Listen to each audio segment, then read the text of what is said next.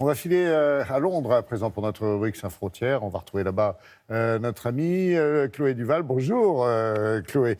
On parle bien sûr énormément de Brexit, mais ce n'est pas le sujet du jour. Non, aujourd'hui vous avez choisi de nous parler de la Tamise et de ces berges qui n'abritent pas que des déchets, me dites-vous. Oui, c'est ça. Alors c'est vrai qu'on est habitué à voir ces images de rives souillées par des déchets en tout genre. C'est le cas à Paris avec les bords de Seine. Mais la Tamise, je vais peut-être vous surprendre, abrite aussi des trésors du passé. Alors la Tamise traverse Londres, mais elle est longue de 340 km. Ça fait du chemin, mais ça ne fait pas peur à ceux qu'on appelle les fouilleurs de boue. Qui sont-ils? De quoi s'agit-il? Laura Calmus va vous faire découvrir cette drôle de pratique. C'est une chasse au trésor grandeur nature et un retour vers le passé.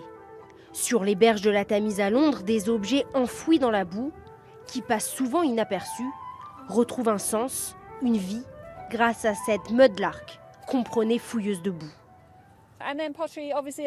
Il y a de la poterie absolument partout. J'en ramasse depuis tout à l'heure. Ça date du Moyen-Âge. Ça se voit à leur couleur verte. Trouver l'introuvable dans la boue est une pratique qui date de l'époque victorienne. Au XVIIIe siècle, les enfants les plus démunis passaient leur journée à chercher des objets dans l'espoir de les revendre. Aujourd'hui, être mudlark passionne les férus d'histoire. Cette pièce tordue est un gage d'amour. Quelqu'un tordait la pièce comme ça, la donnait à sa promise ou son promis, et c'était un symbole d'amour et d'affection. Pour moi, il ne s'agit pas de trouver des objets de valeur, mais simplement d'avoir la sensation d'être la première personne à les trouver. Aujourd'hui, la pratique est très réglementée. Les objets avec un intérêt archéologique sont déclarés. D'autres sont présentés dans ce musée et font partie d'une exposition sur les secrets de la Tamise. La Tamise est le plus long site archéologique de la ville, mais elle est aussi vulnérable et fragile.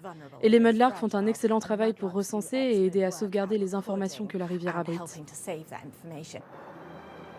La Tamise traverse Londres.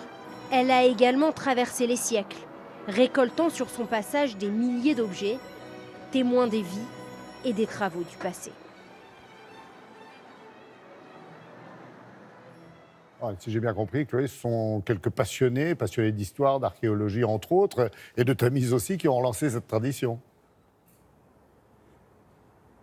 Oui, c'est ça, car la chercheuse de trésors que vous venez de voir, elle vient non seulement d'écrire un livre, mais elle est aussi très suivie sur les réseaux sociaux où elle partage ses trouvailles et elle fait des émules. Alors parmi les trésors qu'elle vient de découvrir récemment, il y a par exemple des pièces romaines, il y a aussi une pipe du XVIIe siècle et encore une œuvre un petit peu plus contemporaine, un vieux dentier. Alors avis à ceux qui nous regardent et qui auraient perdu le leur en admirant les berges de la Tamise.